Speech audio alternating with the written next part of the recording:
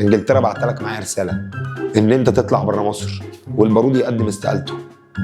عرابي قال له وانت يا سلطان ايه اللي عرفك بانجلترا وفرنسا؟ قال له يا عم انا ما اعرفهمش، هم باعتين لك معايا رساله. احمد عرابي قال له وانت يا سلطان ايه اللي خلاك تتكلم مع انجلترا وفرنسا؟ قال له يا عم انا ما اعرفهمش، هم باعتين لك معايا رساله. قال له انت راجل خاين يا سلطان ان انت تعاونت مع انجلترا وفرنسا. قال له يا عم ما تعاونتش معاهم، هم باعتين لك معايا رساله. انت عبيط يا اسطى ولا ايه؟ في ناس فاكره ان القنصل ده عايش بعيد، لا، السفير الانجليزي والسفير الفرنسي دول عايشين في مصر. صح، تعالى عايز اكلمكم في حاجه. ايه موضوع الشاي اللي انتوا بتشربوه ده؟ الناس اللي 24 ساعه قاعده لي تشرب لي كوبايه شاي ونسكافيه وقهوه وهم بيذاكروا، انتوا صنايعيه؟ يعني انتوا شغالين في المعمار؟ يعني انا اخر مره شفت الناس اللي بتشرب كميات الشاي دي كانوا عمال نقاشه عندي بيعملوا حاجات في الشقه، كل شويه شاي شاي شاي شاي. انتوا بقى شغالين في النقاشه؟ انتوا شغالين في المعمار يعني؟ ما انا مش فاهمك برضه. السلام عليكم ورحمه الله وبركاته، حبايبنا اخواتنا طلاب ثالثه ثانوي في كل مكان في انحاء جمهوريه مصر العربيه. اهلا بكم ابطال، سموا الله وصلوا على رسول الله. الحمد لله ربنا اكرمنا لحد المحاضره الاخيره. احنا كده نزلنا 4 محاضرات على قناه اليوتيوب او 3 محاضرات تقريبا للباب الثالث، مش فاكر 3 ولا 4، هم تقريبا 3 محاضرات. نزلنا 3 محاضرات للباب الثالث. طب ال3 محاضرات اللي احنا نزلناهم للباب الثالث كنا واقفين اخر حاجه ان اللي مسك رئيس الوزراء محمود سامي البارودي. شريف باشا رئيس الوزراء قدم استقالته فمسك محمود سامي البارودي. عايزك بقى تصحى كده تفوق معايا عشان ناخد الكلمتين اللي جايين. كلمتين ما فيهمش اي حاجه، ما فيهمش اي حاجه صعبه، حصه في منتهى الجمال. يبقى اخر حاجه وقفت عندها ان اللي كان ماسك منصب رئيس الوزراء كان محمود سامي البارودي.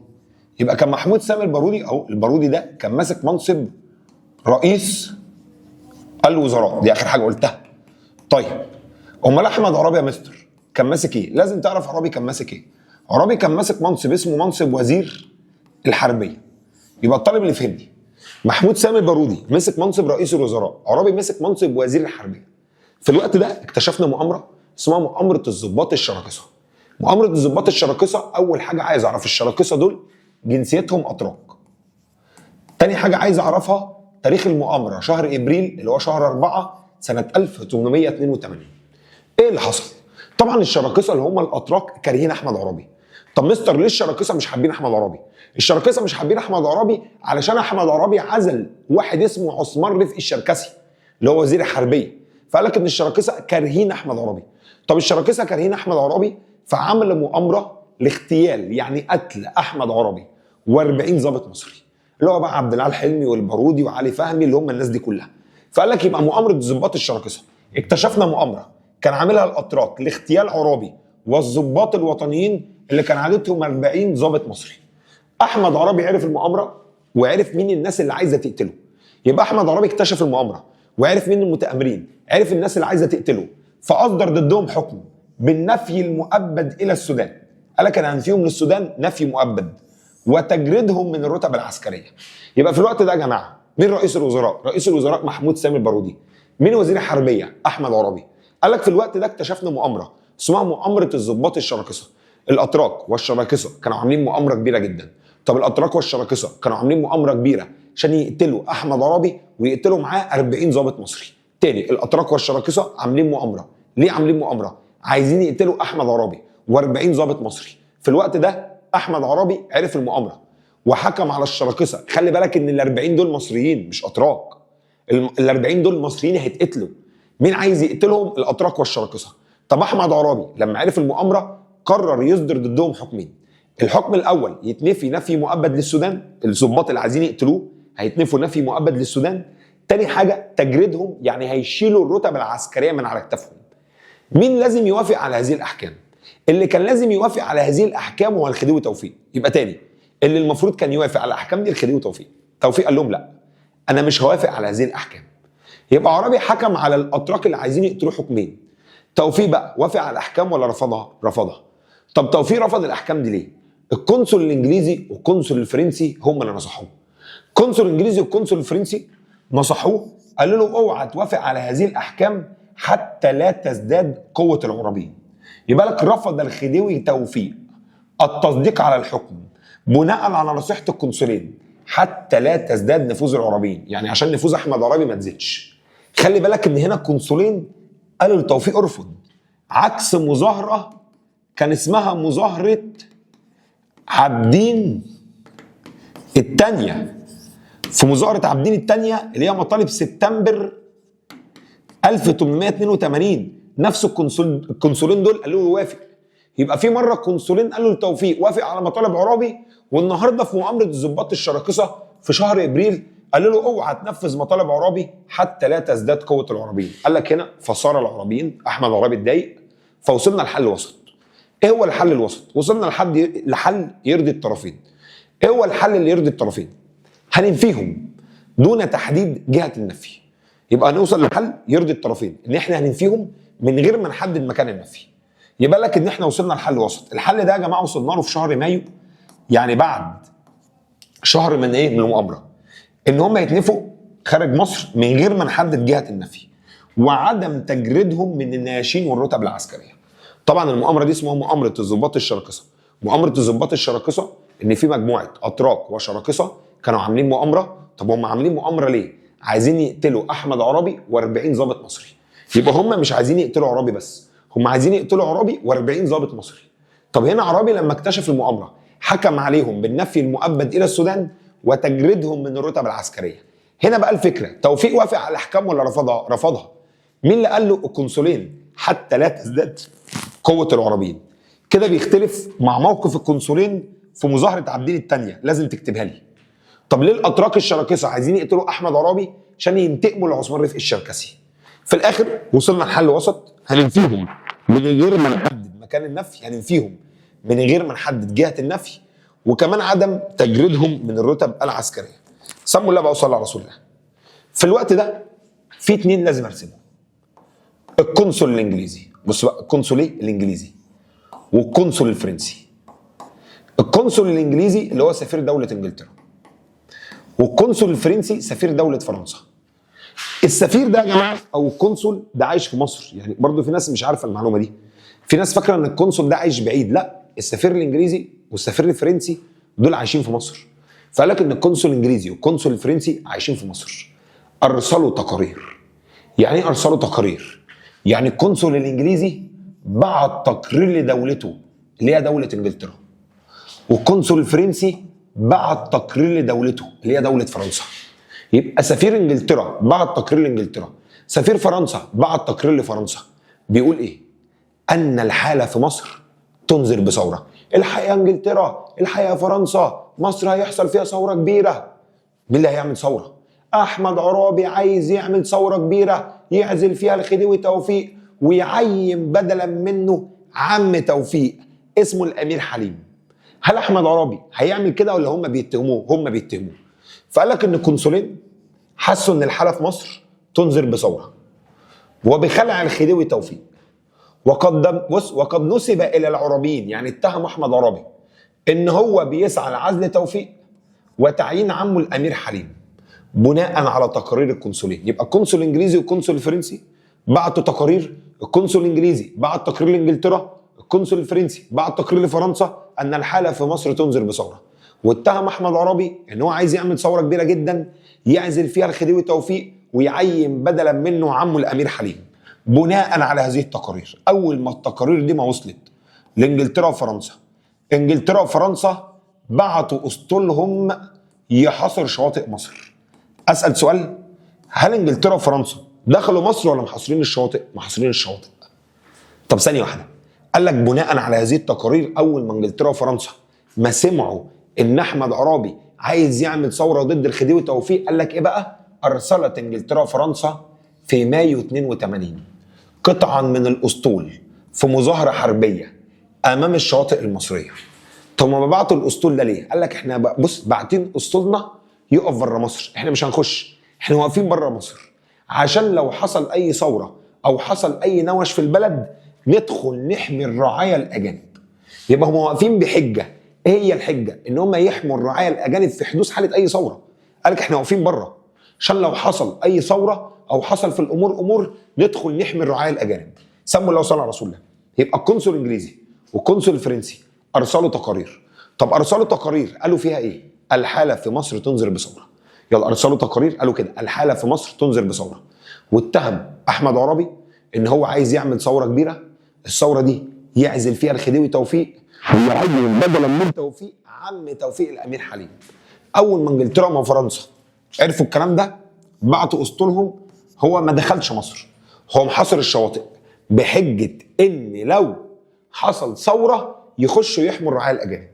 في الوقت ده انجلترا وفرنسا هيبعتوا المذكره المشتركه الثانيه، وده اول اختلاف بين المذكره المشتركه الاولى والمذكره المشتركه الثانيه. خد اقول لك، المذكره المشتركه الاولى ما كانش فيها دعم عسكري.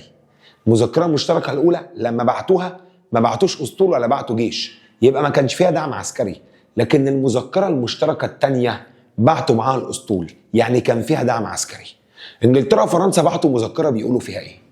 يا بارودي يا رئيس الوزراء قدم استقالتك، يا عرابي يا وزير الحربيه اطلع بره مصر. يبقى لك هم بعتوا مذكره بيقولوا فيها استقاله محمود سامي البارودي وابعاد احمد عرابي بره مصر. يبقى انجلترا وفرنسا بعتوا لنا مذكره بيطلبوا فيها ان البارودي يقدم استقالته من رئيس الوزراء واحمد عرابي يطلع بره مصر. طبعا يا جماعه في الوقت ده هم بعتوا المذكره بشكل ودي. مستر يعني ايه كلمه بعتوها بشكل ودي؟ انا هقول لك. جالي عيل من كام يوم مش عامل الواجب، فكلمته بيني وبينه كده، كلمته بشكل ودي.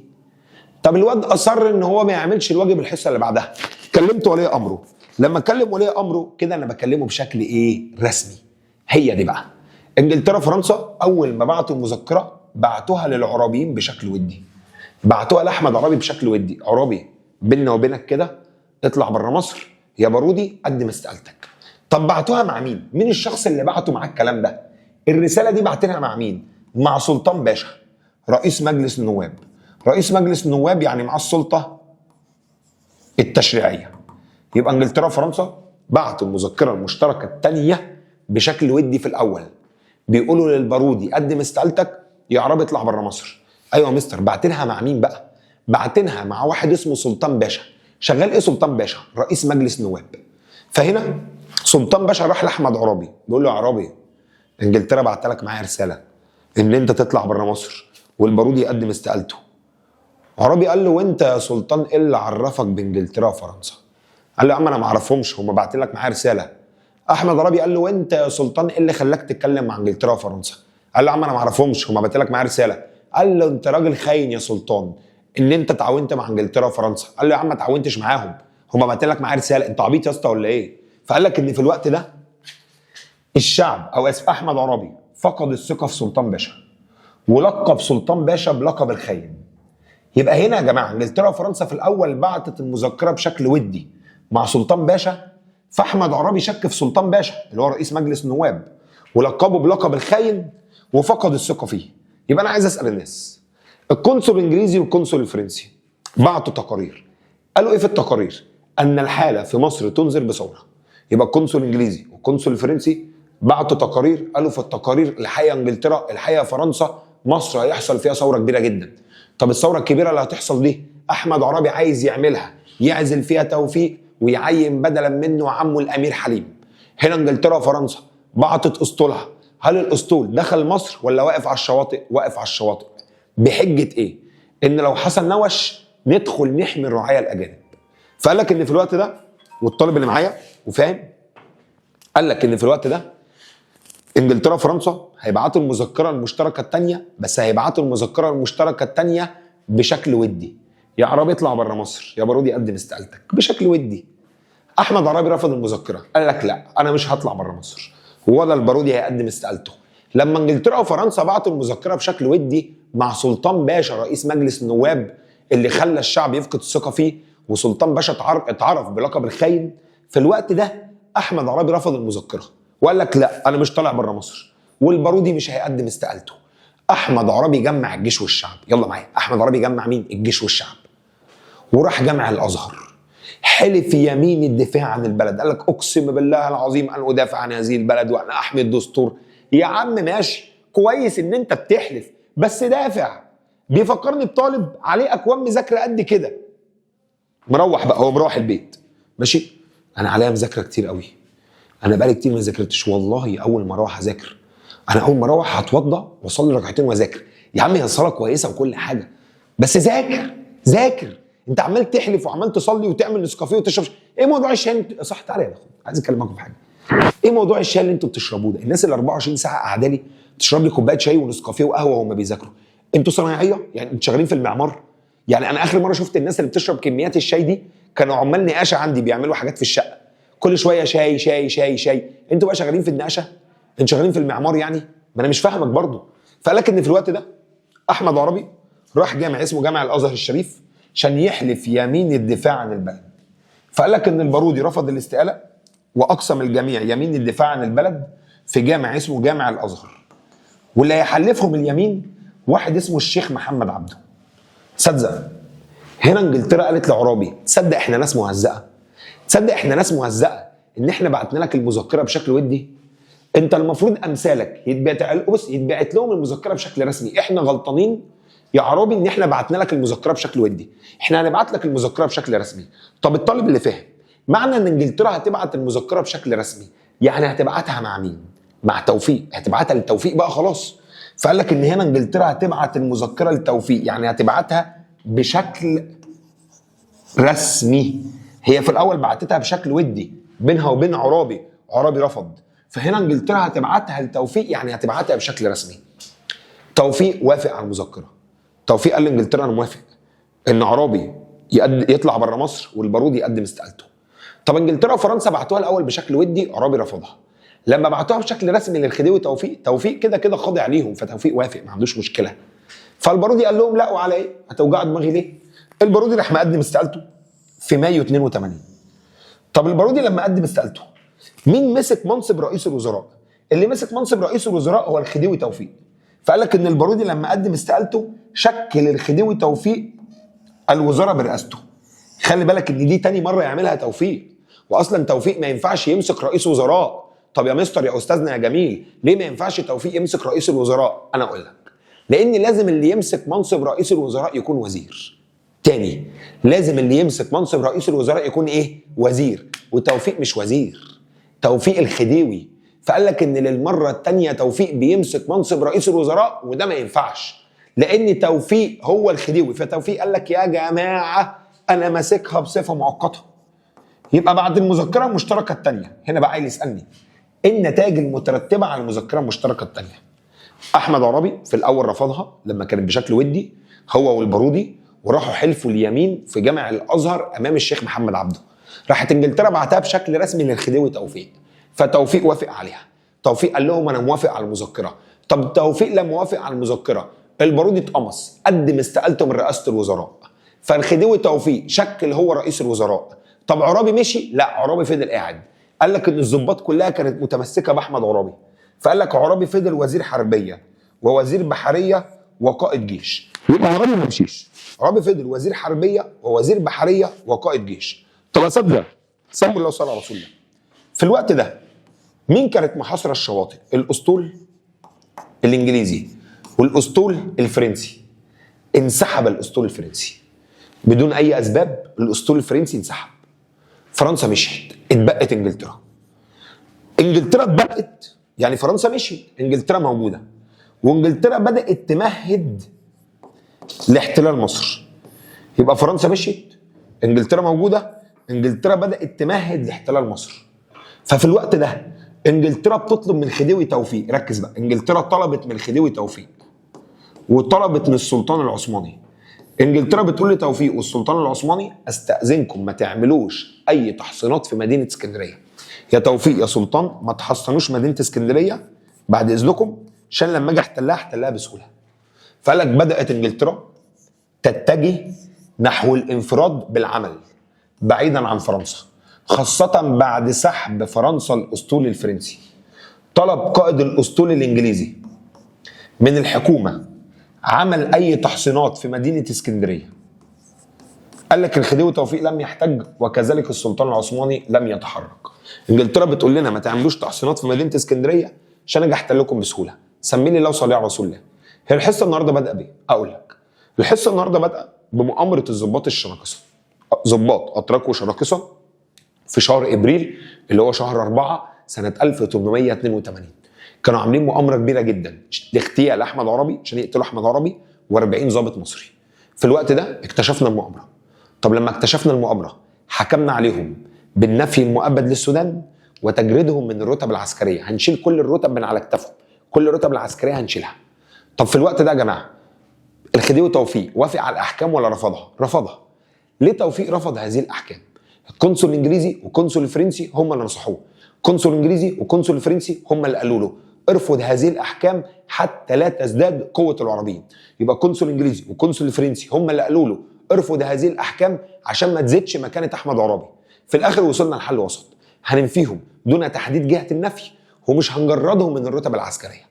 طب في الوقت ده القنصل الانجليزي والقنصل الفرنسي بعتوا تقارير، قالوا ايه في التقارير؟ الحقيقه انجلترا، الحقيقه فرنسا، الحاله في مصر تنذر بثوره. الحقيقه انجلترا، الحقيقه فرنسا، الحاله في مصر تنذر بثوره. احمد عرابي عايز يعمل ثوره كبيره جدا يعزل فيها الخديوي توفيق ويعين بدلا من توفيق عم توفيق اسمه الامير حليم. بناء على هذه التقارير انجلترا وفرنسا بعتوا اسطولهم يحاصر الشواطئ. طب انجلترا وفرنسا بعتوا المذكره المشتركه الثانيه في الاول بشكل ودي، يا عرب اطلع بره مصر يا بارودي قدم استقالتك. بعتوها مع مين؟ سلطان باشا. سلطان باشا فقد ثقه الشعب واتلقب بلقب الخاين. في الوقت ده يا جماعه عرابي رفض المذكره واصر ان هو يدافع عن البلد وراح حلف اليمين في جامع الازهر امام الشيخ محمد عبده. في نفس التوقيت راحت انجلترا وفرنسا بعتوا المذكره بشكل رسمي للخديوي توفيق. طب توفيق لما وافق عليها ايه اللي حصل؟ توفيق لما وافق عليها البارودي قدم استقالته وتوفيق مسك رئيس الوزراء وفضل احمد عرابي وزير حربيه ووزير بحريه وقائد جيش. انجلترا وفرنسا بعتوا انذار بيقولوا فيه ما حدش يعمل اي تحصينات في محافظه اسكندريه. يلا ابطال، في الوقت ده هيحصل كارثه، حاجه غير متوقعه. طبعا احنا دلوقتي عرفنا ان توفيق رئيس الوزراء وعرابي وزير حربيه وانجلترا بتخطط ان هي تنفرد بحكم مصر، يعني انجلترا عايزه تحكم مصر لوحدها. ففي الوقت ده يا جماعه حصل حاجه ما كانتش على البال ولا على الخاطر. واحد اجنبي مالطي، رجل مالطي. انت عارف انا في القاعات كنت بسال الطالب ايه معنى كلمه مالطي؟ لقيته بيقول لي مالطي دي يعني واحد عريان مش لابس هدوم، واحد تاني بيقول لي مالطي دي يعني غني. هي مالطي دي يعني اجنبي من جزيره مالطا، سهله اهي. عايش هنا في مصر في محافظه اسكندريه. يبقى رجل اجنبي مالطي عايش في مصر في محافظه اسمها محافظه اسكندريه. الراجل نزل الصبح من بيته، راجل اجنبي بقى خواجه لابس برونيطه وبدله، نزل الصبح من بيته عايز يركب عربيه بحنطور. عارف العربيه اللي بحنطور؟ هي العربيه اللي بحنطور دي. سواق العربيه اللي بحنطور دي اسمه عربجي، اسمه كده عربجي. عربجي دي مش شتيمه يا جماعه، عربجي دي يعني سواق عربيه بحنطور. فالراجل الاجنبي موقف العربجي بيقول له عربجي وديني الحضره بعد اذنك يا اسطى. فالمهم الراجل المصري اخذ الراجل الاجنبي على الحنطور وقعد تين تين تين ويتدنجل بيه كده. المهم وصلوا المشوار يعني. فالراجل الاجنبي بيدي المصري اجره قليله. الراجل الاجنبي بيدي العربجي اللي هو سواق الحنطور اجره قليله لا تتناسب مع طول المسافه. يعني المشوار كان كبير جدا وهو بيدي له اجره قليله، زي ما تكون مثلا راكب توك توك من المطريه لعين شمس وبتدي سواق التوك توك 2 جنيه، هينزل يقطع وشك بخط. يا نهار اسود، النضاره بتاعتي فين؟ يلا انا مستقبلي راح يا جماعه، انا مستقبلي راح خلاص، الحصه دي مش هتكمل خلاص. يا لهوي. يلا الناس اللي معانا زي بالظبط ما يكون انت مثلا راكب توك توك من المطريه لعين شمس واديت سواق توك توك اجره 2 جنيه، هينزل يقطع وشك بقطر. انت فاهم ليه؟ ما اكيد المسافه قليله، او اسف الاجره قليله. فهو بيقول لك ان الراجل الاجنبي ركب مسافه طويله وادى السواق المصري اجره قليله لا تتناسب مع طول المسافه، لا تتناسب مع المشوار يعني. تمام؟ ففي الوقت ده الراجل الاجنبي بيقول للمصري انت بتقول لي انا الاجره قليله؟ راح مطلع الخنجر وراح مموت المصري. قتله عشان بيقول له الاجره قليله. راح المصريين اتلموا على الاجنبي وراحوا موتينه. فتحولت لمذبحه بين المصريين والاجانب اسمها مذبحه اسكندريه. مذبحه اسكندريه شهر يونيو اللي هو شهر 6 سنه 1882. يبقى الطالب اللي هيتكلم مع مستر ايمن. مذبحه اسكندريه شهر ايه؟ يونيو يا مستر شهر كام؟ 6 سنه كام يا مستر؟ 1882. اسمها مذبحه اسكندريه. مذبحه بين المصريين والاجانب. قال لك ان المصريين والاجانب هيقتلوا في بعض، المصريين والاجانب هيموتوا بعض. طب المصريين والاجانب هيتخانقوا ليه؟ قال لك حدث شجار بين رجل مالطي من رعايا بريطانيا وبين مكاري مصري اللي هو العربجي اللي هو سواق العربيه اللي بحنطور حول اجره الركوب. فما كان من المالطي الا ان طعن المصري طعنه قتلته. تحول الى الامر معركه متبادله بين الاجانب والمصريين. الاجانب يغزل المصري فتحولت لمذبحه بين الاجانب والمصريين. فانجلترا قالت ثواني، الاجانب بيموتوا في مصر، انا هدخل مصر احمي الرعايا الاجانب. يا بنت الجزمه، يعني انت اللي مدبره الموضوع ده كله عشان تاخديها حجه تخشي تحمي الرعايا الاجانب. فقال لك يبدو ان هذا الحادث في تاريخ مصر حادث مدبر. يبدو ان الحادثه دي انجلترا كانت مدبراها، لان الراجل المالطي تعمد ان ياخذ جوله كبيره وتعمد ان يدفع اجره قليله لا تتناسب مع طول المسافه. فانجلترا قالت ثواني ثواني ثواني يا بيدو. المهم انجلترا قالت ايه؟ ثواني، انا هدخل مصر احمي الرعايا الاجانب. الاجانب بيموتوا جوه مصر، ما النتائج المترتبه على مذبحه اسكندريه؟ اضطربت الامور، ما حدش فاهم حاجه، واختل الامن، البلد ما فيهاش امن. تشكلت وزاره جديده برئاسه راغب باشا علام، رئاسه راغب باشا 20 يونيو 1882. يبقى في الوقت ده بعد مذبحه اسكندريه هو كان مين ماسك رئيس الوزراء؟ توفيق. لا، توفيق مشي، واللي هيشكل منصب رئيس الوزراء واحد اسمه راغب باشا. يبقى الطالب اللي فيه مستر ايمن توفيق قدم استقالته، اللي مسك منصب رئيس الوزراء واحد اسمه راغب باشا. يبقى تاني يا جماعه الناس اللي تبقى معايا، مين عايزه تنفرد بالحكم؟ انجلترا. مين عايزه تنفرد بالحكم؟ انجلترا. لا، مين عايزه تنفرد بالحكم؟ انجلترا والله. واستغلت مذبحه اسمها مذبحه ايه؟ اسكندريه. طبعا المذبحه دي كانت مدبره. قال لك اضطربت الامور واختل الامن، واللي مسك منصب رئيس الوزراء واحد اسمه راغب باشا.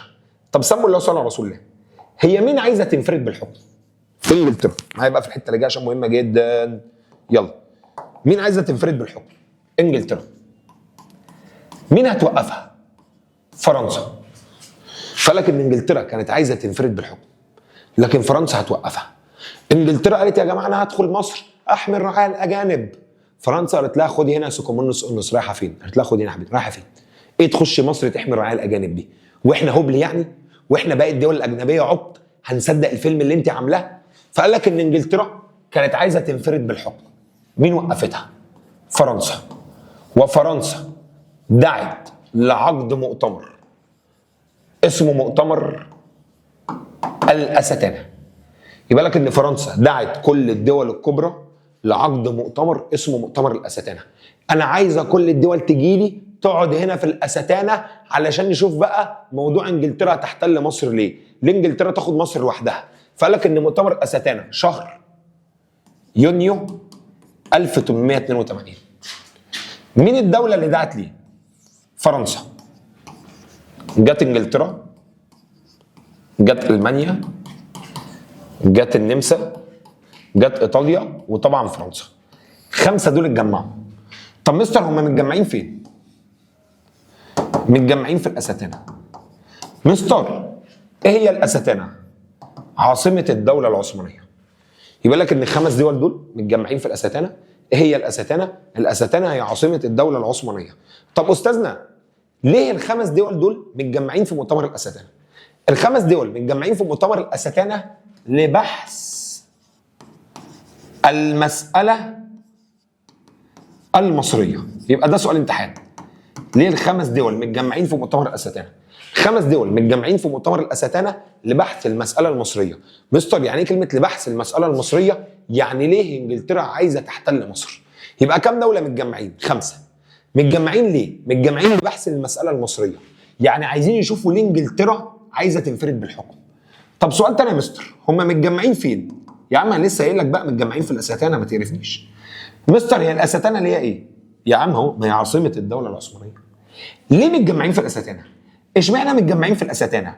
عشان بعد ما يوصلوا القرار يبلغوا السلطان العثماني. يبقى الطالب اللي مش عارف هم ليه متجمعين في الأستانة، الطالب اللي مش عارف هم اشمعنى متجمعين في الأستانة، عشان بعد ما يوصلوا القرار يبلغوا السلطان العثماني. يبقى هم متجمعين في الأستانة ليه؟ عشان بعد ما يوصلوا القرار يبلغوا السلطان العثماني. يبقى كام دولة متجمعين؟ 5 في مؤتمر اسمه ايه؟ الأستانة. مين اللي دعت ليه؟ فرنسا بترخم على انجلترا. طب 5 دول حضروا ليه؟ لبحث المسألة المصرية. ليه انجلترا عايزة تحتل مصر؟ طب ال5 دول متجمعين في الأستانة ليه؟ عشان بعد ما يوصلوا القرار يبلغوا السلطان العثماني. فال5 دول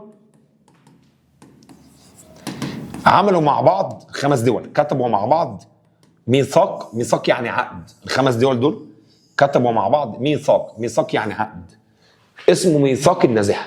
تاني اسمه ايه؟ ميثاق النزاهة. يعني ايه ميثاق النزاهة؟ عقد الشرف، عقد الأمانة. قالوا ايه في ميثاق النزاهة؟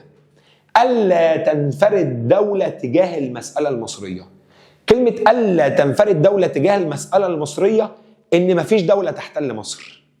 ياه، قد إيه الدول الأوروبية دي محترمة يا مستر.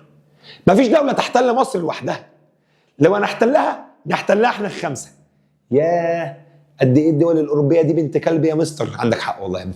فقال لك إن في الوقت ده الخمس دول أبرموا، يعني عقدوا ميثاق النزاهة، قالوا ألا تنفرد دولة تجاه المسألة المصرية سواء باحتلال جزء من الأرض أو أخذ امتياز في مصر إلا أن تتمتع به كافة الدول. طبعا أنت هتقفل الفيديو مش فاهم حاجة صح؟ خد أقول لك. ألا تنفرد دولة تجاه المسألة المصرية، مفيش دولة هتنفرد بمصر سواء احتلال جزء من الأرض، إن هي تحتل جزء من الأرض، إلا أن تتمتع به كافة الدول. يعني انجلترا لو عايزه تحتل مصر احنا الخمسه نخش معاكي. يلا يا باشا، الميثاق اتكتب، العقد اتكتب، يلا عشان الناس تمضي. فرنسا مضت، المانيا مضت، النمسا مضت، انجلترا مضت. بص فرنسا مضت، المانيا مضت، النمسا مضت، اسف ايطاليا مضت. ايه اللي انا كتبتها؟ اتبقى مين؟ انجلترا. يلا انجلترا عشان تمضي. يلا يا حبيبتي امضي، يلا استهدي بالله يا بنتي كده وقومي، لا استهدي بالله يا حبيبتي قومي امضي. تمام. فالمهم انجلترا قاعده، يا ولاد الكلب كلكم متجمعين عليا عشان ما احتلش مصر وعايزين تمضوني على عقد يقول ان انا ما ينفعش احتل مصر لوحدي. فانجلترا مضت، بس انجلترا وهي بتمضي كتبت جمله، قالت ايه؟ الا اذا حدث ما يؤدي الى ذلك. بص بقى انجلترا وذكائها، انجلترا برضه يا جماعه شرشوحه قديمه يعني. فانجلترا قالت ما حدش يحتل مصر لوحده الا اذا حدث ما يؤدي الى ذلك. قول الجمله دي 7 مرات. يلا انجلترا قالت ما فيش حد هيحتل مصر لوحده. طب يا انجلترا قالت ما فيش حد هيحتل مصر لوحده الا اذا حدث ما يؤدي الى ذلك. تاني، الا اذا حدث ما يؤدي الى ذلك. يعني ايه كلمه الا اذا حدث ما يؤدي الى ذلك؟ انجلترا قالت ما حدش يحتل مصر لوحده الا لو في حاجه اضطرتني. يعني انجلترا قالت كده، خلاص يا جماعه انا موافقه. ثانيه واحده يا شباب، ثانيه واحده يا شباب. يبقى انجلترا قالت ايه؟ انجلترا قالت انا موافقه ان ما حدش يحتل مصر لوحده. انجلترا قالت انا موافقه ان ما فيش بني ادم يخش يحتل مصر لوحده الا اذا حدث ما يؤدي الى ذلك. مستر يعني ايه كلمه الا اذا حدث ما يؤدي الى ذلك؟ الا لو في حاجه اضطرتني، الا لو اضطريت ان انا احتل مصر لوحدي. يبقى ما حدش يحتل مصر لوحده الا اذا حدث ما يؤدي الى ذلك، الا لو اضطريت، الا لو اضطريت. يبقى الخمس دول عملوا مع بعض ميثاق النزاهه، قالوا في ميثاق النزاهه ان ما فيش دوله تحتل مصر. يبقى الخمس دول في ميثاق النزاهه قالوا ما فيش دوله تحتل مصر الا اذا حدث ما يؤدي الى ذلك. يعني ايه كلمه الا اذا حدث ما يؤدي الى ذلك؟ الا لو في حاجه اضطرتني ان انا احتل مصر اخش احتل مصر لوحدي. مفيش حاجه اضطرتني خلاص انا مش هحتل مصر. يبقى الخمس دول عقدوا مع بعض ميثاق النزاهه، قالوا في ميثاق النزاهه مفيش دوله تحتل مصر لوحدها. جت انجلترا قالت الا اذا حدث ما يؤدي الى ذلك. اسال سؤال، هم كانوا متجمعين في الاستانه ليه؟ هم كانوا متجمعين في الاستانه عشان يبلغوا السلطان العثماني. قبل ما يروحوا يبلغوا السلطان العثماني كانت انجلترا ضربت مدينه اسكندريه. يبقى قبل الناس اللي متجمعه ما تبلغ قرارها للسلطان العثماني كانت انجلترا يوم 11 يوليو 1882 ضربت اسكندريه. فهنا الدول قالت لها انت يا بنت الجزمه، انت يا بنت البوبي ضربتي اسكندريه ليه؟ احنا مش قلنا ما حدش يحتل مصر لوحده؟ راحت انجلترا قالت لهم لا، انا اضفت جمله ما حدش اخد باله منها. انا اضفت جمله الا اذا حدث ما يؤدي الى ذلك. انا قلت ما حدش يحتل مصر لوحده الا لو اضطريت. يبقى انجلترا قالت انا كنت صريحه، انا فعلا قلت ما حدش يحتل مصر لوحده الا لو اضطريت. فهنا الباقي قالوا لها تعالى بقى نقرا شويه مع بعض، يلا شويه قراءه كده. يلا. مؤتمر الاستانه شهر يونيو 82. اسبابه ادراك فرنسا ان انجلترا تريد الانفراد بحكم مصر. فهنا فرنسا دعت الدول الاوروبيه لعقد المؤتمر للنظر في المساله المصريه. وافقت انجلترا وفرنسا والمانيا والنمسا وايطاليا. مقره فين؟ في الاستانه. الاستانه اللي هي عاصمه الدوله العثمانيه. فين في الاستانه؟ في السفاره الايطاليه. طب ليه في الاستانه؟ عشان بعد ما يوصلوا القرار يبلغوا السلطان العثماني. ابرم المشاركون، يعني الناس اللي مشاركه، ابرموا يعني عقدوا ميثاق النزاهه. قالوا ايه في ميثاق النزاهه؟ الا تنفرد دوله بالعمل تجاه المساله المصريه، سواء باحتلال جزء من الارض او الحصول على امتياز، دون ان تتمتع به كافه الدول. يعني ممنوع دوله تحتل مصر لوحدها. ادرك المندوب البريطاني، مندوب انجلترا، ادرك اثناء المؤتمر ما ينطوي عليه، فاضاف جمله الا اذا حدث ما يؤدي الى ذلك. الجمله دي يا جماعه هي الثغره. كلمه الثغره يعني حاجه من انجلترا حطتها عشان تحتل مصر، فقالك ان الجمله دي كانت هي الثغره. هي الثغره يعني هي الحاجه اللي انجلترا حطتها علشان تحتل مصر. بص بقى الحته اللي جايه. رغم ذلك قامت بريطانيا بضرب اسكندريه. طب الناس ساعتها قالوا لها ضربتي اسكندريه ليه؟ مش من حقك. قالت لهم لا، انا قلت ما حدش يحتل مصر الا اذا حدث ما يؤدي الى ذلك، الا لو في حاجه اضطرتني. فهنا انجلترا يا جماعه ضربت مدينه اسكندريه. طب انجلترا ضربت مدينه اسكندريه، قالوا لها طب ايه اللي خلاكي مضطره؟ هي قالت الا اذا حدث ما يؤدي الى ذلك، الا لو حاجه اضطرتني. ايه اللي اضطرك يا انجلترا تضربي اسكندريه؟ قالت لهم خدوا عندكم. اول حاجه ان المصريين بيعملوا تحصينات في اسكندريه، وانا كنت قايله لهم ما يعملوش تحصينات. يبقى الحجه الاولى هي تحصين مدينه اسكندريه. ايه الحجه اللي انجلترا ضربتنا بيها؟ مش هي قالت ما حدش يحتل مصر لوحده الا اذا حدث ما يؤدي الى ذلك، الا لو في حاجه اضطرتني؟ ايه اللي اضطرك انجلترا؟ قالت يا جماعه رقم واحد المصريين بيحصنوا اسكندريه، وانا كنت قايله ما حدش يحصن اسكندريه. رقم اتنين المصريين عايزين يقفلوا ميناء اسكندريه. طب ما نقفل الميناء، ما الميناء بتاعنا. فانجلترا قالت لا، ما هم المصريين لو قفلوا ميناء اسكندريه سفن انجلترا هتتحاصر، يبقى حصار البوارج الانجليزيه الرئيسيه. اكتب عند البوارج دي اللي هي السفن. فقال لك ان في الوقت ده انجلترا خلقت موقف اضطراري. يعني ايه خلقت موقف اضطراري؟ هم قالوا الا اذا حدث ما يؤدي الى ذلك، الا لو حاجه اضطرتني. فانجلترا عملت اي حجه. ايه الحجه؟ رقم واحد ان المصريين بيحصنوا اسكندريه. رقم اتنين ان المصريين عايزين يقفلوا الميناء. رقم ثلاثة سفن انجلترا هتتحاصر. وانجلترا ضربت اسكندريه ودخلت اسكندريه. طب كده لما انجلترا تدخل اسكندريه وتدخل جزء من مصر، كده ميثاق النزاهه اتنفذ ولا ذهب سدى؟ ذهب سدى. يعني ايه كلمه ذهب سدى؟ كانه ما اتعملش. مش هم كانوا عاملين ميثاق النزاهه بيقولوا فيه ان مفيش دوله تحتل مصر وحدها؟ قال لك بذلك ذهب ميثاق النزاهه سدى. كلمه ذهب ميثاق النزاهه سدى يعني كانه ما اتعملش. كلمه ان الميثاق ذهب سدى ولا كانه اتعمل. طب سموا الله صلى على رسول الله. انجلترا ضربت مدينه ايه؟ اسكندريه. طيب ضرب اسكندريه، ايه الحجه اللي انجلترا ضربت بيها اسكندريه؟ اول حاجه ان المصريين بيحصنوا مدينه اسكندريه. تاني حاجه ان المصريين عايزين يقفلوا الميناء، واحنا لو قفلنا الميناء هتتحاصر البوارج اللي هي السفن الانجليزيه. طب انجلترا ضربت اسكندريه، اتهزم الجيش المصري. مين قائد الجيش المصري؟ احمد عرابي. طب الجيش المصري اتهزم في اسكندريه، فرجعنا ورا لحته اسمها كفر الدوار. يبقى اتهزم الجيش المصري ورجعنا ورا، انسحبنا ورا لحته اسمها كفر الدوار. طب ليه احمد عرابي انسحب لكفر الدوار؟ بيعمل تحصينات. يبقى تاني احمد عرابي انسحب لكفر الدوار بيعمل تحصينات يدافع بيها عن محافظه القاهره. يبقى الطالب اللي معايا، ليه احمد عرابي بعد ما اتهزم في اسكندريه رجع لكفر الدوار؟ رجع لكفر الدوار بيعمل تحصينات يدافع عن القاهره. ادي اول نتيجه. ما النتائج المترتبه على ضرب اسكندريه؟ انسحاب الجيش المصري. اول نتيجه هي انسحاب الجيش المصري. طب الجيش المصري انسحب لفين؟ انسحب لحته اسمها كفر الدوار. هل في كفر الدوار مقسمين الجيش فريقين وبيلعبوا كره، بيلعبوا ماتش كره؟ لا، بنعمل تحصينات ندافع عن القاهره. الخاين من الخاين الخديوي توفيق، خاين. عمل ايه توفيق؟ الخاين، تخيل الخاين عمل ايه؟ راح اسكندريه يستقبل انجلترا. يا نهار اسود. والله بيستقبلهم. ومش بس كده، ده ربط مصيره بمصير انجلترا.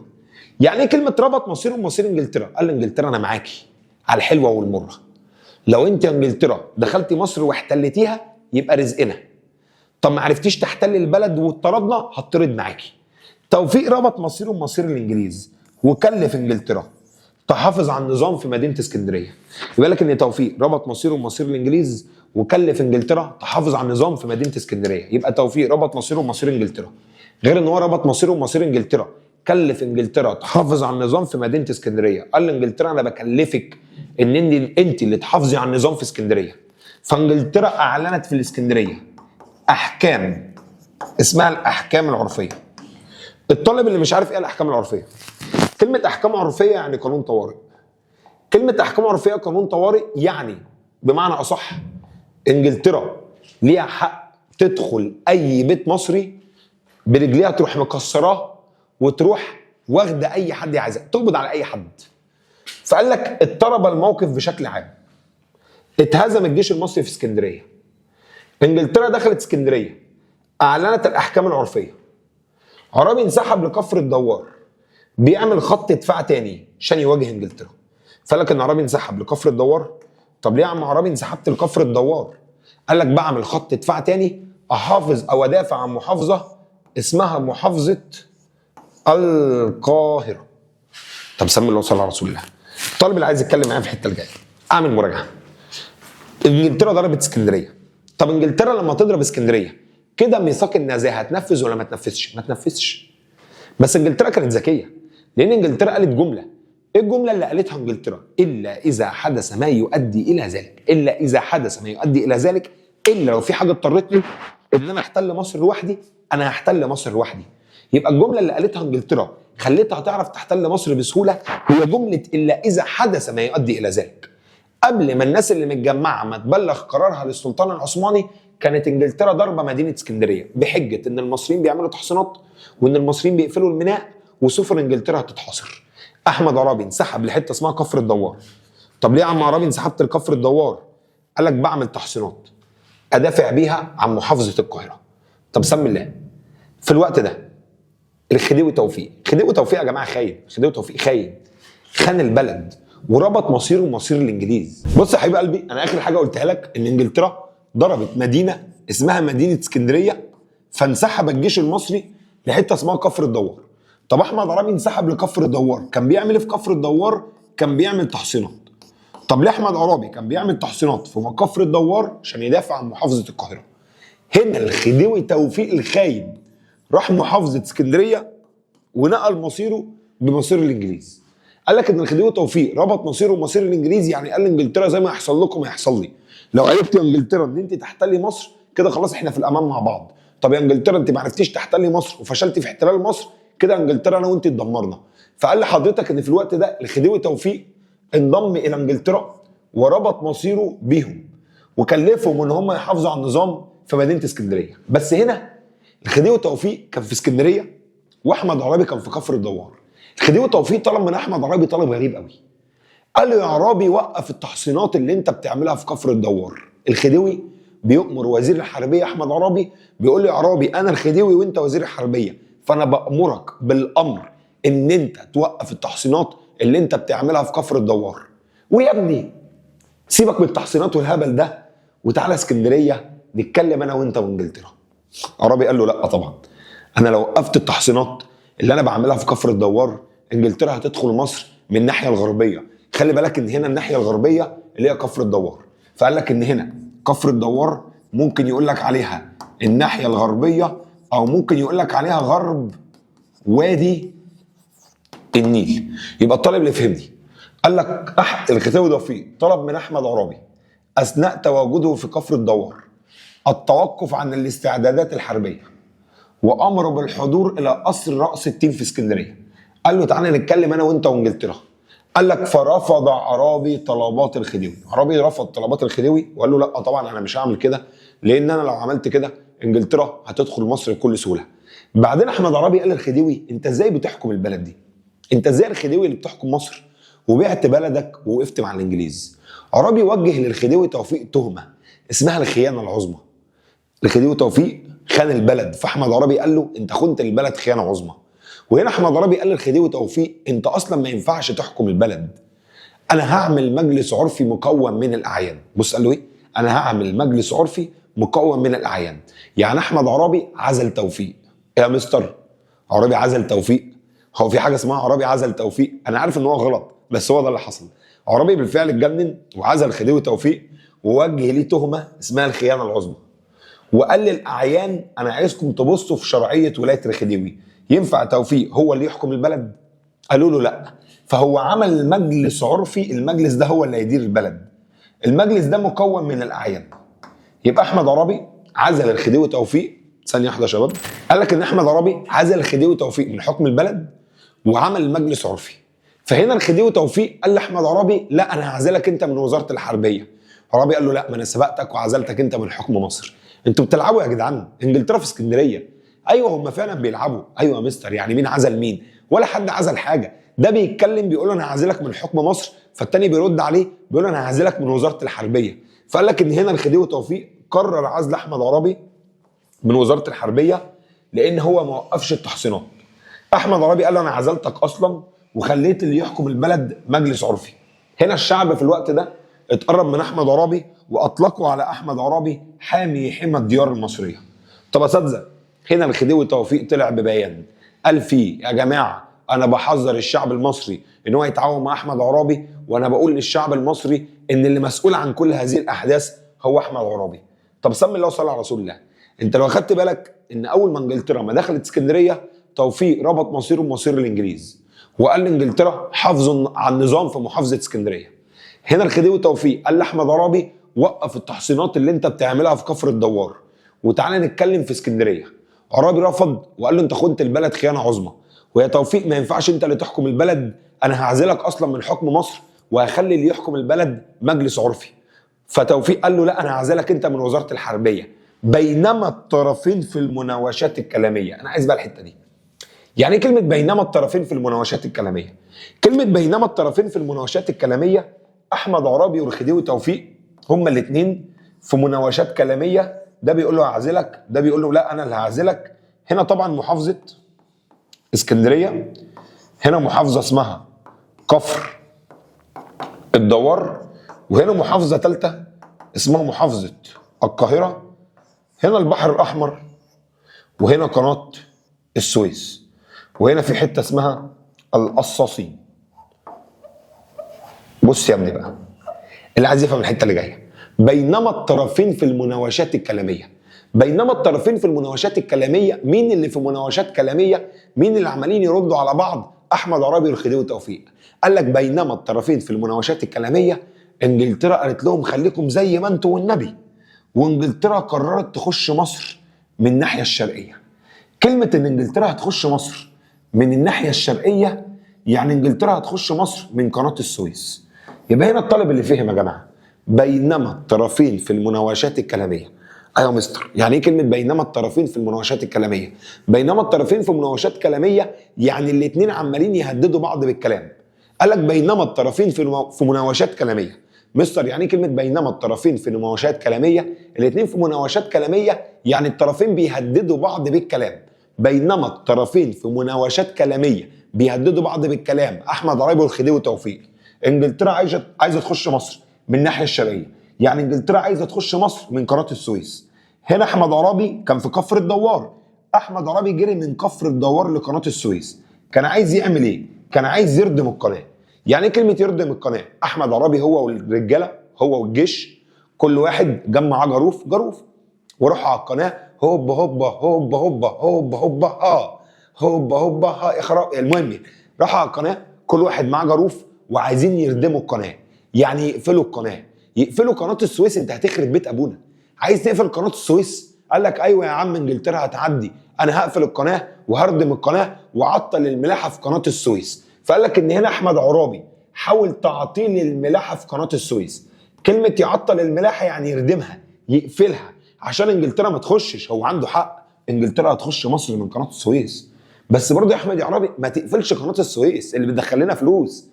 طلع هنا واحد صوت، في واحد طلع بيصوت اسمه فرناند دي ليسيبس، قال له عندك يا عرابي بتعمل ايه؟ قال له انت لو قفلت القناه انا بيت ابويا هيتخرب. فاكر فرناندو دي ليسيبس اللي هي اداره شركه قناه السويس؟ قال لك ان هنا طلع فرناندو دي ليسيبس اللي هو بتاع اداره شركه قناه السويس، وقال له عندك يا عربي انت بتعمل ايه؟ انت لو قفلت القناه انا بيتي هيتخرب، انا كده يا باشا فلست. يا عربي ما تقفلش القناه وانا بوعدك ان مفيش سفينه حربيه هتدخل قناه السويس. قال له ما تقفلش القناه وانا بوعدك وعد رجاله ان مفيش سفينه حربيه هتدخل قناه السويس. احنا هنا في قناه السويس بندخل فقط السفن التجاريه وليست سفن حربيه. عربي قال له بجد يا دريسبس ما تهزرش، فيها مستقبل مصر؟ قال له اسد يلا في ايه؟ عيب عليك، انا عمري اغفلك؟ انا بقول لك مفيش سفينه حربيه هتخش قناه السويس. القوانين الدوليه حط تحتيها 1000 خط، القوانين الدوليه بتحرم اي سفينه حربيه تدخل قناه السويس. فانا بوعدك وعد رجاله ان مفيش سفينه حربيه ولا في كلب بلدي هيفكر يهوهو ناحيه قناه السويس. فهنا احمد عرابي قال له تمام، واحمد عرابي وقف بجيشه في حته اسمها القصاصين تحسبا ممكن انجلترا تخش، فقال لك ايه؟ هقف بجيشي عند حته اسمها القصاصين. وكانت المفاجاه الكبرى، والان مع المفاجاه الكبرى. المهم وكانت المفاجاه الكبرى ان انجلترا دخلت بجيشها من قناه السويس. طب انجلترا دخلت بجيشها من قناه السويس معنى كده ان اللي ليسيبس كان احمد عرابي. قال لك المفاجاه ان انجلترا دخلت بجيشها من قناه السويس دي كارثه. طبعا معنى ان انجلترا تخش بمصر بجيشها من قناه السويس يعني كده قناه السويس او شركه قناه السويس خانت احمد عرابي. فقال لك احمد عرابي راح يردم القناه، ولكن القناه طمأنته بانها لن تسمح للبوارج الحربيه اللي هي سفن انجلترا من اي نوع بالدخول من القناه. طب احمد عرابي وقف بجيشه في حته اسمها القصاصين تحسبا لدخول انجلترا، ولكن اداره القناه اللي هي شركه قناه السويس تواطأت مع انجلترا، يعني انحازت لانجلترا وسمحت ليهم بالمرور. وبالفعل هيشتبك الجيش المصري والجيش الانجليزي، الاثنين هيشتبكوا مع بعض في معركه اسمها معركه التل الكبير. يبقى كده شركه قناه السويس خانت احمد عرابي، وانجلترا هتخش مصر من قناه السويس، واشتبك الجيش المصري والجيش الانجليزي في معركه التل الكبير. طبعا انجلترا هتكسب. طب انجلترا لما كسبت في معركه التل الكبير كده انجلترا هتدخل محافظه القاهره. يبقى طبعا في بديهيات. ايه بديهيات؟ انجلترا كسبت، كده انجلترا دخلت القاهره، كده الثوره العربيه فشلت ما نجحتش لان انجلترا احتلت مصر. وطبعا طالما انجلترا احتلت مصر في واحد هيدخل معاها، اللي هيدخل معاها هو الخديوي توفيق. يبقى لك وصلت الانجليز الى التل الكبير، وقامت معركه بين الجيش البريطاني والجيش المصري. ترتب عليها 1 هزيمه الجيش المصري، 2 دخول انجلترا القاهره برفقتهم الخديوي توفيق. قال لك استعرض الخديوي الجيش البريطاني في ساحه عابدين، قال لك عملوا حاجه اسمها عرض عسكري في ساحه عابدين، وبذلك انتهت الثوره العربيه وبدأ الاحتلال البريطاني. خلاص الثوره العربيه انتهت. طب الثوره العربيه يا مستر انتهت بالنجاح ولا انتهت بالفشل؟ طبعا يا جماعه الثوره العربيه انتهت بالفشل، وفشلت الثوره العربيه. طب مستر هنا السؤال، ليه الثوره فشلت؟ خد يا ابني عندك لو انت عايز تتعلم حاجه، عايز تعرف ليه الثوره فشلت؟ اسباب فشل الثوره العربيه. الثوره فشلت ليه؟ عشان احمد عرابي ما اخدش باله من التعبئه الشعبيه. يعني ايه التعبئه الشعبيه؟ احمد عرابي ما عرفش يكسب الشعب كله. ايه؟ احمد عرابي ما عرفش يكسب الشعب كله؟ مستر انا على حسب ما انا ما فهمت ان الشعب كله واقف مع احمد عرابي. انا كنت فاهم زيك كده بالظبط، لكن انا بعرف اسباب فشل الثوره. انقسام صفوف الامه. الشعب انقسم فريقين، فريق بيأيد عرابي والفريق الثاني بيأيد الاتراك والشراكسه. يبقى لك يا باشا اول حاجه انقسام صفوف الامه لفريقين، الفريق الاول مؤيد لاحمد عرابي، الفريق الثاني مؤيد للاتراك والشراكسه. يبقى اتبعوا فريق مؤيد لعرابي من ناحيه، والفريق المؤيد للخديوي توفيق والعناصر التركيه الشركسيه من ناحيه اخرى. طب ليه الشعب انقسم يا مستر؟ ليه الشعب انقسم فريقين؟ فريق بيأيد عرابي والفريق الثاني بيأيد الخديوي توفيق. مش احنا المفروض يا مستر كنا كلنا واقفين مع بعض ايد واحده؟ صح، المفروض كلنا كنا واقفين مع بعض ايد واحده، المفروض كلنا كنا واقفين مع بعض حاجه واحده، ولكن الشعب انقسم بين فريق مؤيد لاحمد عرابي والفريق الثاني كان بيأيد الخديوي توفيق والاتراك والشراكسه. ولكن الشعب انقسم بسبب السلطنه العثمانيه. ركز، ولكن الشعب انقسم بسبب السلطان العثماني. عمل الله يحرقه. السلطان العثماني يا جماعه عمل كارثه. ان السلطان العثماني اصدر فرمان العصيان ضد احمد عرابي. يعني ايه كلمه السلطان اصدر فرمان العصيان ضد احمد عرابي؟ يعني السلطان قال ان احمد عرابي عصى اوامره. السلطان العثماني قال كده يا جماعه احمد عرابي عصى اوامري، احمد عرابي عصى اوامري. طب ايه ده؟ هو السلطان العثماني الشعب يحبه؟ اه طبعا احنا نحب السلطان العثماني، احنا نحب السلطان العثماني ونسمع كلامه، لان احنا بالنسبه لنا السلطان العثماني خليفه المسلمين. كلمه ان السلطان العثماني خليفه المسلمين يعني الراجل ده يا جماعه زي ابي بكر الصديق وعمر بن الخطاب. فقال لك انقسام صفوف الامه بين فريق مؤيد لاحمد عرابي وفريق مؤيد للاتراك والشراكسه. طب ليه الشعب انقسم؟ فريق مؤيد لعرابي وفريق مؤيد للاتراك والشراكسه. ليه الشعب انقسم بين عرابي وتوفيق؟ بسبب ان السلطان العثماني اصدر فرمان العصيان ضد احمد عرابي. طب الفرمان ده لما السلطان اصدره كده حصل خلاف بين عرابي وتوفيق والشعب انقسم. مين مستفيده من هذا الانقسام؟ انجلترا. طب تفتكر انجلترا هتحاول تصلح ولا هتعمق الخلافات؟ هتعمق الخلافات. يبقى لك اول سبب من اسباب فشل الثوره ان احمد عرابي همل التعبئه الشعبيه.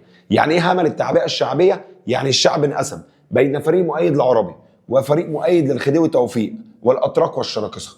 طب لما يجي لي سؤال بما تفسر او سؤال فسر ليه الشعب انقسم، اقول له الشعب انقسم بسبب ان السلطان العثماني اصدر فرمان العصيان ضد احمد عرابي. طب تاني حاجه، ايه تاني سبب خلى الثوره تفشل؟ انا اقول لك تاني سبب ان الشعب المصري كان عايز يتخلص من التدخل الاجنبي. الشعب المصري كان عايز يتخلص من تدخل الاجانب دون المساس بسلطه الخديوي توفيق. قال لك ان الشعب المصري كان عايز يتخلص من التدخل الاجنبي، الشعب المصري عايز يتخلص من تدخل الاجانب دون المساس بسلطه توفيق، يعني من غير ما يجي جنب توفيق. ده بالنسبه للشعب المصري. طب احمد عرابي كان عايز يتخلص من التدخل الاجنبي ويتخلص من توفيق في نفس الوقت. يبقى معنى كده ان احمد عرابي والشعب هدفهم واحد ولا في اختلاف؟ في اختلاف. ليه؟ الشعب عايز يتخلص من التدخل الاجنبي دون المساس بسلطه الخديوي توفيق. طب احمد عرابي عايز يتخلص من التدخل الاجنبي ويتخلص من الخديوي توفيق. فقال لك اختلاط هدف التخلص او اختلاط الهدف مش واحد. قال لك اختلاط هدف التخلص من التدخل الاجنبي وتحدي سلطه الخديوي. ليه؟ ان العناصر التي تريد التخلص من التدخل الاجنبي لا تريد في الوقت نفسه تحدي سلطه توفيق باعتباره ولي الامر الفعلي للبلاد. يبقى كده هدفنا مش واحد. يبقى اول سبب الثوره فشلت ليه؟ انقسام صفوف الامه بين فريق مؤيد لاحمد عرابي والفريق الثاني كان بيأيد الخديوي توفيق والاتراك والشراكسه. طب ليه يا مستر الشعب انقسم؟ بسبب ان السلطان العثماني طلع اصدر فرمان مهم جدا اسمه فرمان العصيان ضد احمد عرابي. طب السؤال الجاي يا مستر واللي انا عايز افهمه، لما السلطان يصدر فرمان العصيان ليه الشعب يسمع كلام السلطان؟ عشان احنا بنسمع كلام السلطان اكتر من اي حد. احنا بالنسبه لنا السلطان العثماني هو خليفه المسلمين زي ابي بكر الصديق وعمر بن الخطاب. تاني حاجه ان اهدافنا مش واحده. يعني ايه كلمه اهدافنا مش واحده؟ يعني الشعب كان عايز يتخلص من التدخل الاجنبي من غير ما يتحدى الخديوي توفيق. تالت سبب من اسباب فشل الثوره، بس دي قصه مهمه شويه، يعني لازم اجيب الكرسي بتاعي واقعد احكي لكم. سموا الله وصلوا على رسوله. انا اعرف 4 صحاب اول ما دخلوا مع بعض ثانويه عامه، 4 شباب صحاب كده ناس محترمه، اول ما دخلوا مع بعض ثانويه عامه قالوا ايه بقى؟ بصوا يا رجاله احنا لازم ناخد السنه جد. عارف انت الدخله دي؟ دخلت انك لميت واننا لميتون، دي هي دي. بصوا يا رجاله احنا لازم ناخد السنه جد وكفايه لعب وتهريج، عشان احنا اخر مره ذاكرنا كانت سنه 2009 واحنا بالمنظر ده هنسقط. فاحنا ال4 هنذاكر وهنعمل اللي علينا وهنموت نفسنا من المذاكره وبص هنطير في الجو، بس لازم نبعد عن بعض ولازم نشيل التليفونات السمارت ولازم نروح دروس في مواعيدها. العيال داخله ثانويه عامه بجد، العيال داخله ثانويه عامه ما بتهزرش. المهم تعال اتفرج اول شهر على العيال، 4 شباب زي الفل شايلين التليفونات السمارت، ماسكين تليفونات بزراير نوكيا بزراير كده. العيال مذاكره امتحانات واجبات حضور اول شهر. بص عارف انت الواد فيهم لما نقص درجتين في امتحان الشهر قعد يعيط، عيال بتذاكر. المهم اول شهر عدى ففيهم واحد يئس، انهزم، زهق. طب الواد اللي يئس وانهزم وزهق ده، هل انهزم لوحده؟ لا. عمل ايه؟ كلم بقى اصحابه، يا رجاله بقول لكم ايه، ما زهقتوش؟ قالوا له والله العظيم يا عم زهقنا وجبنا اخرنا. قال لهم طب بقول لكم ايه بقى، بما ان انتوا زهقتوا زيكم زيي وجبت اخركم، فانا اقول لكم على حاجه واحده. سميتوا الله؟ قالوا له سمينا الله. احنا هناخد يوم راحه. احنا هناخد يوم ايه؟ راحه. طيب خلاص هناخد يوم راحه. اليوم ده قلب معاهم ب6 شهور، لغايه دلوقتي لسه ما ذاكروش. طب انا اسال سؤال، هم كانوا عايزين ياخدوا يوم راحه صح؟ الفاجر لغايه دلوقتي لسه ما ذاكرش. والله وبقى يلعب لعبه الدوده على التليفون اللي بزراير. عارفين التليفون اللي بزراير؟ بقى قاعد بيلعب عليه لعبه الدوده. والله العظيم 3 اللي هي لعبه السناك دي، مش اسمها ايه. هل اللي وقع وانهزم ويئس ده انهزم لوحده ولا اخذ الباقي معاه؟ اخذ الباقي معاه. فيا حبيب قلبي لما بنكون مجموعه وفينا واحد ييأس ويستسلم، استحاله يستسلم لوحده. لما نكون مجموعه وفي واحد ييأس هياخد الباقي معاه. فقال لك ثالث سبب من اسباب فشل الثوره، ظهور عناصر انهزاميه في صفوف الوطنيين. ايه هي كلمه ظهور عناصر انهزاميه؟ ناس يئست. اصحاب احمد عرابي يئسوا، عارف عبد العال حلمي وبارودي وعلي فهمي يئسوا. قالوا له يا عرابي خلاص تعالى نوقف ثوره ونسمع كلام الخديوي توفيق. فقال لك ظهور عناصر انهزاميه كانت ترى الانصياع لرغبات الخديوي وانجلترا. الانصياع يعني نسمع طلبات الخديوي وانجلترا وان احنا نوقف الثوره. طب اساتذه سموا الله صلى على رسول الله، يبقى الثوره العربيه نجحت ولا فشلت؟ فشلت ليه؟ انقسام صفوف الامه، فريق بيأيد عرابي وفريق بيأيد الخديوي توفيق. رقم 2، هدفنا مش واحد. احمد عرابي عايز يتخلص من التدخل الاجنبي وتوفيق الشعب عايز يتخلص من التدخل الاجنبي دون المساس بسلطه توفيق. طب ثالث سبب، ان ظهر عناصر انهزاميه في صفوف الوطنيين. كلمه عناصر انهزاميه ناس يئست، ناس استسلمت، مش عايزه تكمل ثوره. رابع سبب من اسباب فشل الثوره هو الجيش المصري والجيش البريطاني لما اشتبكوا في معركه التل الكبير. مين اللي كسب، المصري ولا البريطاني؟ البريطاني. ليه؟ لان هو اقوى مننا. فقال لك عدم تكافؤ القوى العسكريه. كلمه عدم تكافؤ القوى العسكريه، هم اقوى مننا. فقال لك عدم تكافؤ القوى العسكريه بين الجيش المصري والجيش البريطاني. عدم تكافؤ القوى العسكريه بين الجيش المصري والبريطاني. بالاضافه ان شركه قناه السويس خانت احمد عرابي. شركه قناه السويس خانت احمد عرابي لما قالت له يا عرابي ما تقلقش احنا عمرنا ما هنعدي اي سفينه حربيه، وخانت احمد عرابي ان هي سمحت بمرور كل السفن الحربيه. يبقى رابع سبب من اسباب فشل الثوره قال لك عدم تكافؤ القوى العسكريه بالاضافه لخيانه شركه قناه السويس لاحمد عرابي. يبقى رابع سبب عدم تكافؤ القوى العسكريه، خيانه شركه قناه السويس لاحمد عرابي. يلا السبب الرابع، عدم تكافؤ القوى العسكريه، خيانه شركه قناه السويس لاحمد عرابي. طب بص يا ريس الحته اللي جايه. قال لك اخر سبب ان الدول الكبرى كلها، بص بقى، الدول الكبرى كلها فرنسا والمانيا والنمسا وايطاليا وكل الدول الكبرى كانت بتعادي الثوره العربيه. كلمه بيعادوا الثوره العربيه يعني ضد الثوره العربيه. قال لك ان كل الدول الكبرى كانت بتعادي الثوره العربيه.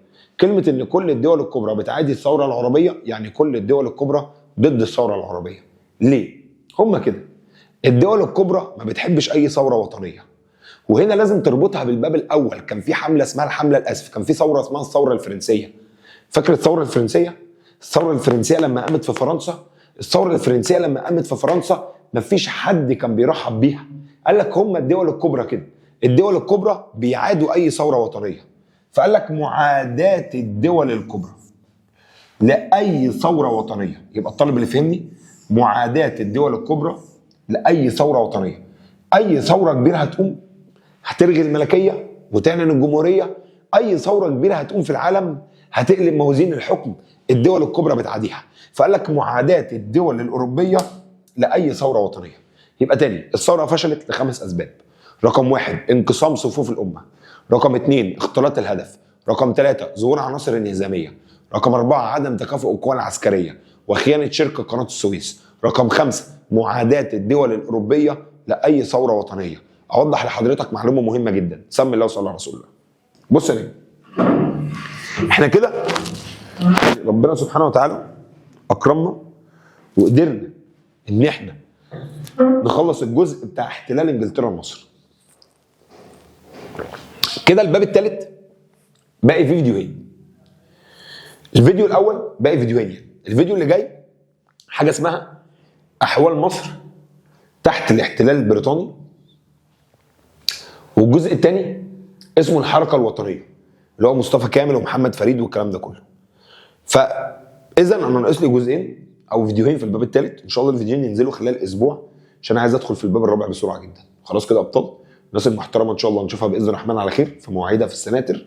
طلبه الاونلاين احنا مش متاخرين، احنا شغالين معاكم واحده واحده. بس كده اشوفكم على خير، والسلام عليكم ورحمه الله وبركاته.